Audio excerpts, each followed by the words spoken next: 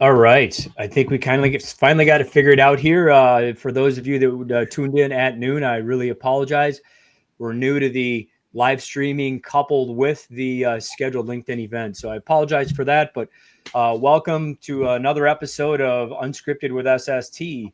Um, we are the LinkedIn live show that is here to cut through the noise and dive into the real unfiltered world of IT, cybersecurity, and business technology.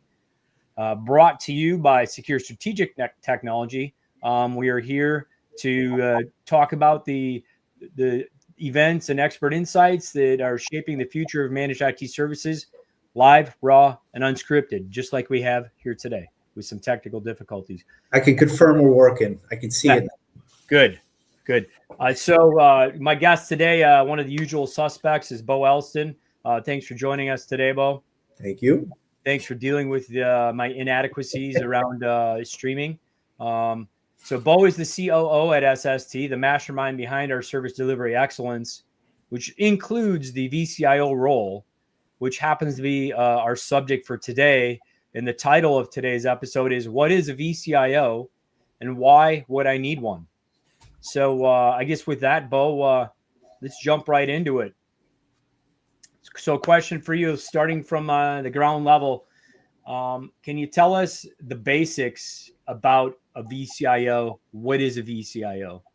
I'll give it a shot. So really, when I think of the vCIO role, it's really around a strategic role. So not necessarily working with the day-to-day break fix kind of stuff. It's more operating from a strategic level. So what does that mean? That means like taking a look at the technology and making sure that they align with the business. So it's understanding, what the IT needs to deliver for the business to meet their goals, and then also making sure it's communicated and understood by the executives or C-levels of those companies. And really, what that boils down to, what are the things? It's putting a budget in place, making sure that the big problems, the risks that exist in the environment are addressed on a roadmap, and making sure that IT can help drive the growth of that business. Yeah. So, I mean, on previous discussions that you and I've had, I think one of our first subjects was reactive versus proactive, right? Yeah. And so this vCIO role that you talk of, that's a proactive element to IT. Is that true? Yeah. Yep. I mean, you're not dealing with the day-to-day broken stuff, right? You're trying to get ahead of the game and making sure that, the IT that's going to be in place for the company is planned for, and you're able to get to where you need to go. Right. Having a plan. Yeah. I mean, there's a reference there about a funky QB in the Super Bowl shuffle, but I'll leave it alone. So that's great. So if we dive deeper into this discussion, then you and I encounter a lot of companies that say we already have IT support. So really, why do we need a vCIO? I guess what would you say to those comments? Well, again, that's you got to have being proactive and having a plan, right? Why are we using technology? How does it make the business better? If you're just dealing with day to day and you just have IT there, nothing changes, right? So you're going to need to invest in IT. Everybody has IT. It's not going away. It's going to be part of what you do on a day-to-day basis. It's so making sure that investment in IT is the right investment. It's where you need to be going, and having that priority and understanding, what needs to be put in place. Yeah. So not just putting out fires, having a plan in place that actually eliminates fires ahead of time so they never happen. Mm-hmm. How am I going to best utilize the capital that I have? Is it going to be hardware? Is it going to be software? Is it going to be services, right? Figuring out how we best deploy the resources, the capital resources. Yep. Yeah, that's great. Awesome. So then I guess the next question I have for you here is, what does a vCIO actually do? Can you break that down for us? Can you identify maybe some of the core responsibilities that that you as the vCIO for SST, you own for our clients? Yeah. I mean, there's a few different things. The first is the quarterly or technical business reviews. Normally we do those on a quarterly basis, and that's really where we revisit the strategy, the plan that's in place, and making sure we're taking that meaningful action and adjusting as needed to. And we create that, we have that IT roadmap, and making sure, part of that IT roadmap includes budget. A lot of times this stuff, I shouldn't say a lot of times, like pretty much all the time, right? Dollars are associated with it, and making sure that investment is appropriate. Also taking a look, it as part of that role is making sure, the cybersecurity risk is addressed. So like using frameworks and seeing what gaps you have out there and having a plan for addressing the gaps that exist. And then, what do you need to be able to do that? Sometimes it's policies and procedures, sometimes it's solutions, but a lot of times, I should say a lot of times, but making sure that compliance is addressed as part of it, right? Those things need to be taken care of. Somebody's got to be able to put a plan in place and have what needs to be done to shore up those gaps. And really, a big part of that too is then communicating that, making sure that between the business, between us as an MSP and the vCIO, that the business understands, what needs to happen, right? Being able to communicate on an executive kind of business terms, not necessarily technical terms, is another really, really important responsibility for that vCIO. Right. So you're the liaison from the technical world to the business world. You're repackaging the message a little bit to make it more aligned with business as opposed to just technology, so that the leaders that you're consulting or guiding can actually make better sound decisions. Absolutely. Yep. Yeah. Good.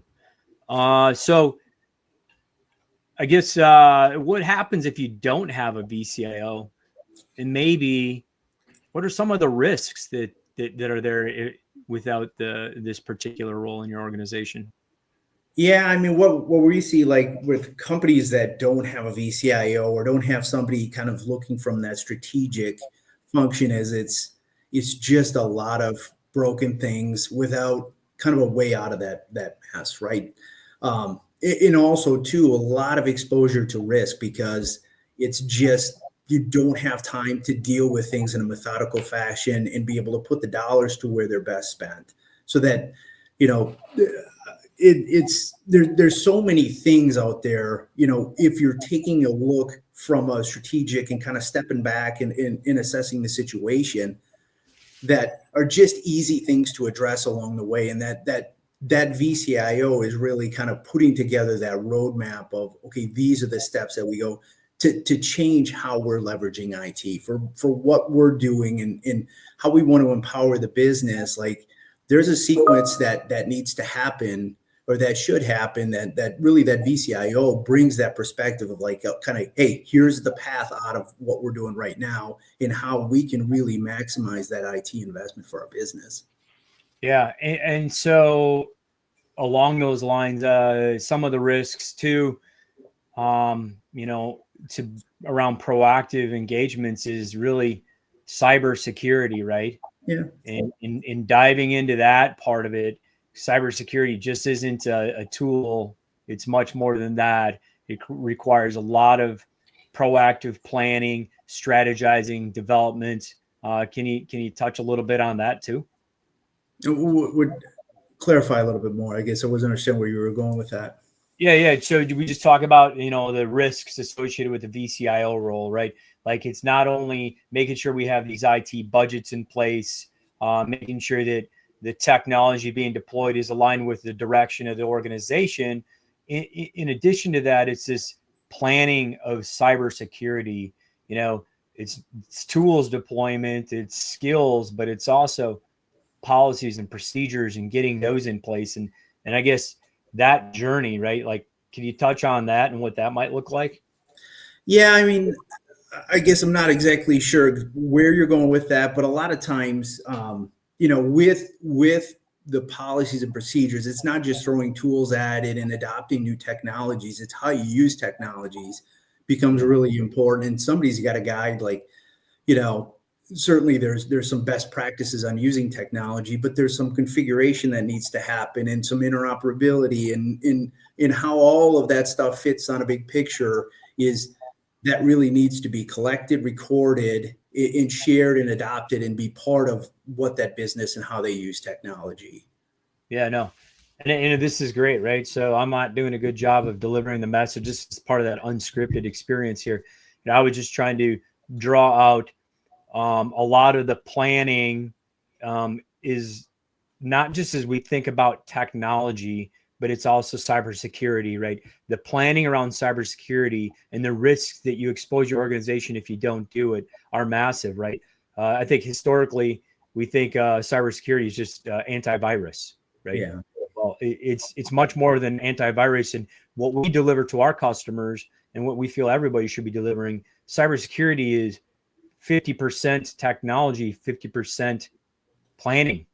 Yeah. Processes, right? That's where I was just trying to tie that off. But yeah, thanks for that information. I guess Go ahead. no, I think you were gonna field the question back at me. Yeah. So just, talk with other business owners, from a management perspective. There's all kinds of misconceptions that other business owners or business operators have about IT. So what I'm wondering is, what are some of those, and how can vCIOs help fix that? I guess I got one to start with that we hear all the time, and what we deal with is just like companies really treat IT as a cost center. What that means is, like, they've just adopted technology because they've had to, and they haven't really embraced it to be part of, like, how they're going to differentiate their business. So it just becomes like, yeah, we use technology, but they're not really paying any time or attention to it. They haven't figured out, like, how it can help empower their business.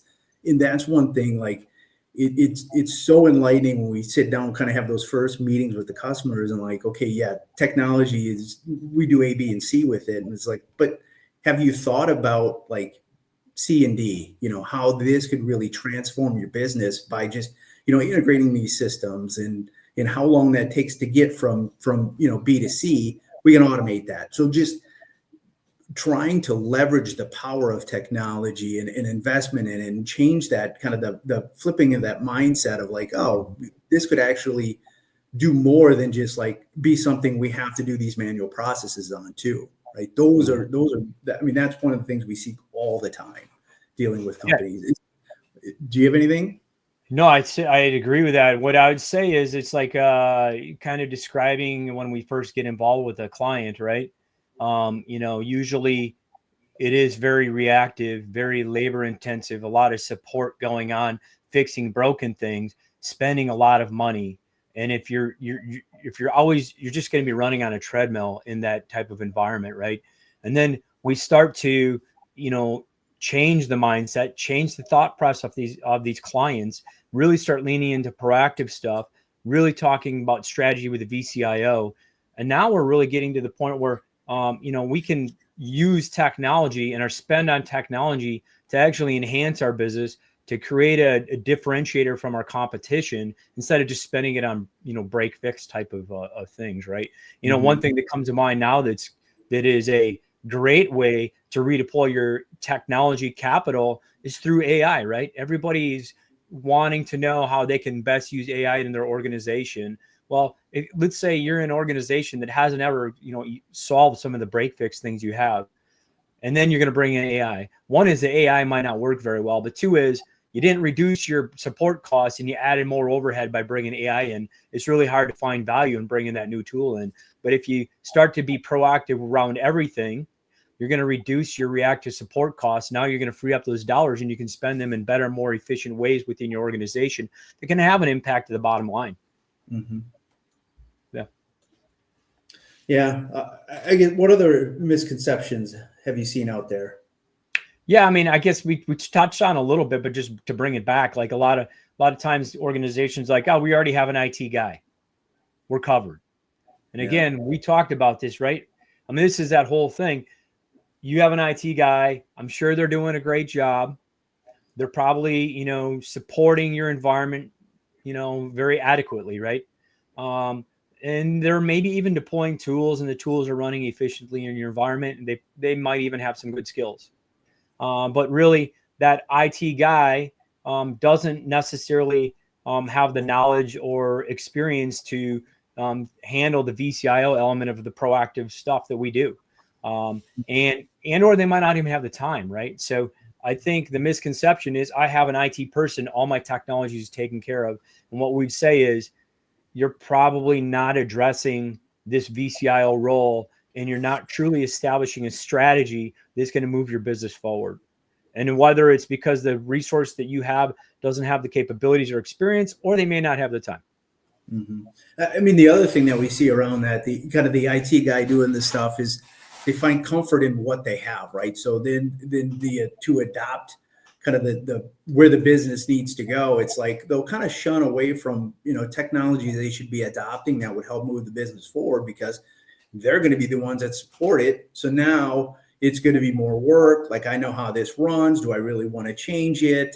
And also, like, kind of being able to, you know, when you're in the muck and dealing with the day to day, then can you really, it's difficult to step back and kind of take a holistic look at the environment and understand, okay, now everything's running this way. What's the next thing to do? Right. Because what they have is like, they've just learned everything that they put in place and are doing. And it's just like, well, that makes a lot of sense for them. Does it make sense to change any of this? And it's just what you live and breathe. It's hard to take a different perspective. And that's what that vCIO requires, is a different perspective to guide the business to where it needs to be from a technology perspective. Mm-hmm. You know, and the other thing that I hear all the time, or, you know, you kind of see is like this, nothing is broken, right? It kind of goes along the same line. Well, our IT is fine. We have an IT guy and everything's running fine, so we're good. And it's the same kind of thing of like, but is it doing what you need it to do? It might be working good. I mean, a lot of times these guys, you know, it's fine, but it's not maximizing what needs to be done. There's no plan in place for this. Is the, you know, kind of the next step that we take along this journey, because technology is changing all the time, and somebody's got to guide you to this change that helps the business. Mm-hmm. Yeah, I think kind of related to this whole subject, right? I also see sometimes when you have the IT guy, this individual, if they're, you know, new to, you know, the professional world, or don't have a lot of experience interfacing with executive people, they're sometimes reluctant to press leadership to make some significant changes. They may actually know that this is going to better the organization, but they may possess a little bit of fear around challenging the leadership to go this different direction, because in the event that they're wrong or there's a hiccup, it's going to be all on them. So I do understand that. But do you, I mean, we see that quite a bit, don't we? Oh yeah. Yeah. I mean, it's just, that happens all the time. I mean, that's just the reality of the situation. Mm-hmm. So yeah, I guess I don't have a whole lot more to offer from that perspective, but that's out there for sure. Yeah.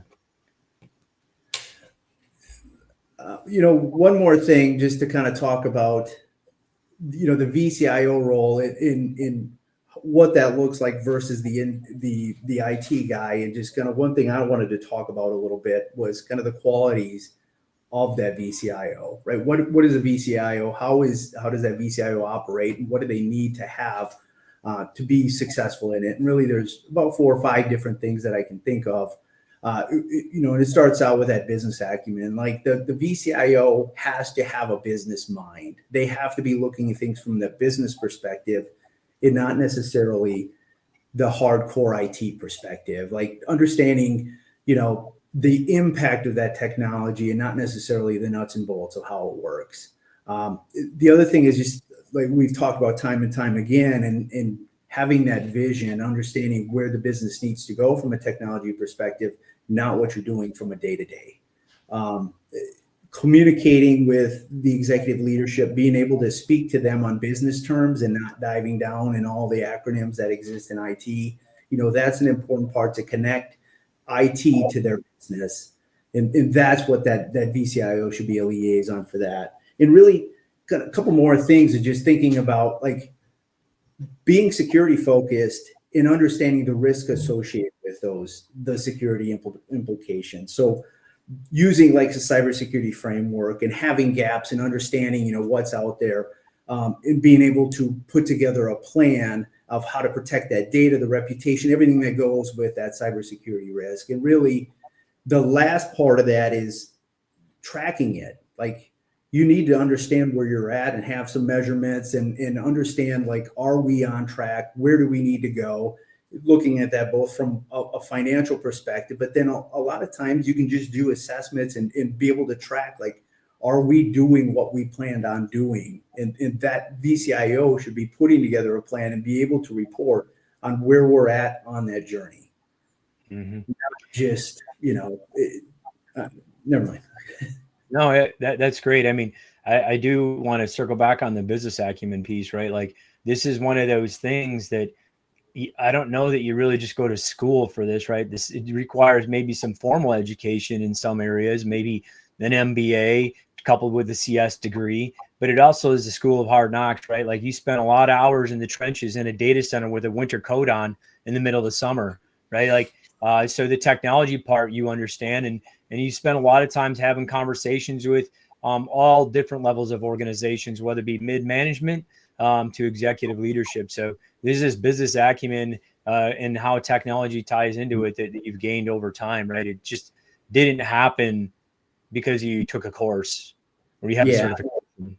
Right. It's interesting. It's perspective of how you look at things too, so much of, do you look at it as a business problem, or do you look at things like through a technical lens and it just being a technical problem? And really, the reactive tech worker is going to look at it from that technical perspective rather than, applying a business principle to that technical problem. And it's just a mindset that's kind of acquired over time of how you deal with this stuff. Really, we're putting technology in place for companies, not just to implement technology. It's for a business purpose. And always you need to have that in mind, in this role, and somebody's got to be driving it from that perspective, or else you're dealing with the day to day and you're never getting ahead. Mm-hmm, for sure. So I guess we're kind of getting towards the end here. I think somebody's shooting us messages. I'm not really sure. We're trying to figure this part out too. Anyway, so for any business owner that might be watching, if they stuck around until we were able to stream, do you have any advice to people out there, as to when it might be appropriate time to bring in a vCIO? I guess anytime, right?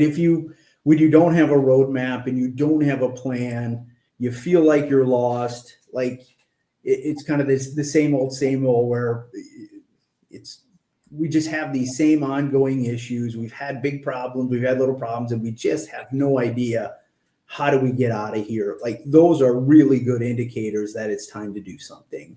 And it doesn't really matter, the size or scale. I mean, that's why, working with an MSP and having access to a vCIO is really, they're going to help put together that plan and move things forward, right? Looking at things from bringing a different perspective to the challenges that the business is having. Like, that's what you need to be doing. Mm-hmm. Yeah, I mean, kind of, I guess this is a good time to talk about this, right? Historically, would you agree with me, maybe 15 years ago, this role really wouldn't be a thing that was required for a small to medium-sized business, where technology is so immersive in today's business, regardless of whether you got 5 employees or 500 employees, that and it takes up a significant dollar amount of all your capital investment, right? So, like, having a vCIO so that we can know that we're most appropriately, just spending our resources on technology, and it's going to drive our business forward the best way possible. It's for everybody, regardless of how big or small. Agree? Mm-hmm. Absolutely. And I think you kind of pulled one of the points too with vCIO is understanding, like, what the appropriate amount of spend is, and making sure, it's planned from that business perspective. Mm-hmm. I don't think we talked about that before, but we hear that too, of, like, when it comes to IT spend, it's like, yeah, nobody's got an unlimited budget, but it doesn't mean you don't need to do anything. And so that vCIO can help prioritize and know what steps to take, and also making sure that aligns with the business dollars associated with it. Mm-hmm. It's, there should be some annual investment that should be happening based on industry, and And that, aligning your strategy and your plan spending along with that allows you to move forward in a planful way. And so was it as much years ago? Years ago, I would say it was a lot of just like life cycle refresh, and maybe there was a new system that came out that you could adopt, but it wasn't as continual investment as you're seeing now. And like the constant adoption and changing of technology and making sure, like, how do you navigate that? That's where the vCIO could really help. Yeah. Okay. Well, we got like just under 5 minutes left here, but maybe one last little thing here. We cited some, scenarios on how, over time we are in, at the beginning, we're in this reactive run around with our hair on fire. We start moving into this proactive space, and then we start, being even more higher level planning with the vCIO. Can you draw on a client experience where you saw this unfold right in front of your eyes and talk any detail about that? Yeah, I mean, a lot of the customer experiences are the same. Like where we get involved in most often with these small to medium-sized businesses that have not been working with an MSP, they're not going to have a plan. And even some that work with MSPs that don't have the VCI role, they're not going to have a plan. They're not going to have a budget set aside, and they're kind of just stagnant dealing with ongoing issues, right? So they just in the first conversation is like, well, we got a bunch of stuff, but we're not sure where to start. And oftentimes there's a lot of issues in these environments, and so coming in, that's like our process to introduce vCIO and onboarding our customers. Really, it's starting. There's two big parts of it. Is one is understanding the business and the business needs, and we do business impact analysis, make sure we understand how their business operates, where the revenue is generated, those important parts of that revenue generation, right? So we can really understand the business part of it, and then the technology part's generally easier, and we have standards and we assess, and how systems should be configured, and you got to bring those two together, right? That's the assessment of the IT environment. Where are they at currently? How does this meet their business needs? And then from there, it's putting together recommendations. Like, what are things that we need to change in this environment, and how much do those cost, and how important are they to be implemented at this customer? Like, you're prioritizing high, medium, low, or whatever your risk matrix is, right? You're putting some sort of, here's kind of the big things, the little things are not, and you have dollars and you have timelines, and all that stuff kind of fits together, and you bring that to the customer. And the process that I kind of use forever is like, we start out with that and we just give them a big list and prioritize, but we don't necessarily put together that whole timeline because it might not be the right thing. So what we do is it's more educating the customer of, here's your environment, here's how the business runs and how this stuff supports, and how some things that need to change and why we should change those in the business, and kind of how these fit together. You guys think about it for a little while, right? We're not going to make any decisions, but we can have some follow-up conversations of, this is it, right? This is what we're seeing and how we would get out of there. And then you follow up, you make some decisions, you start to make those, kind of the decision A is, where do we start, right? This is the highest priority thing. We all agree we're going to take step A, step B, and you start to build out that plan, just using like quarters or years or whatever. And you have life cycle stuff gets part of it, right?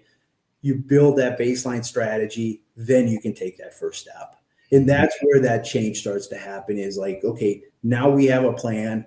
We are going to be looking at that plan and following up on that in our quarterly business reviews or technical business reviews, depending on the frequency. And we're going to make some decisions, and we're going to make some changes. And then what do we do ongoing is we keep looking at the environment and making sure that that strategy adjusts as it needs to. We understand ongoing how the business works, and we understand the technology, how it works. That becomes an actionable strategy. So you identify problems, you establish risk associated with them and educate, and then you prioritize with customer input. Exactly. And then off to the races. Yeah, that's great. Well, I think we're at the end of our time here. Again, I really thank you for coming on board here and discussing, what a vCIO is, and hopefully it's been an educational 30 minutes for our audience. I guess in closing, if you're ready to stop making technical decisions in the dark, and start leading with strategy, it's time to bring a vCIO into the conversation. We'd gladly help anybody with this discussion and really figure out how we can enhance your business goals with the proper deployment of a technology plan. With that, this has been Unscripted. Until next time, stay secure, stay strategic, and stay ahead. Thank you. Thank you.